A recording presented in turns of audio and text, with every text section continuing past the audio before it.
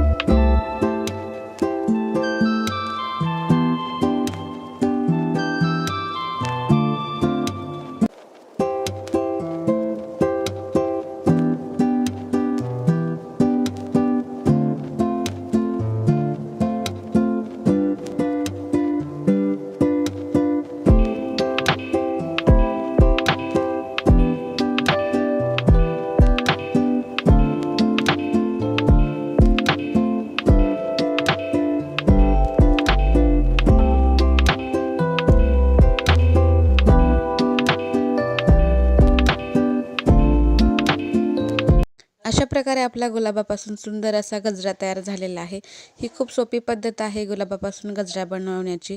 गुलाबाच्या पाकळ्याचा गजरा तुम्ही नक्की करून बघा आणि हा व्हिडिओ कसा वाटला मला कमेंट बॉक्समध्ये सांगायला विसरू नका. पुन्हा भेटूया अशाच एका नवीन व्हिडिओसोबत. तोपर्यंत like, share, subscribe. Bye bye.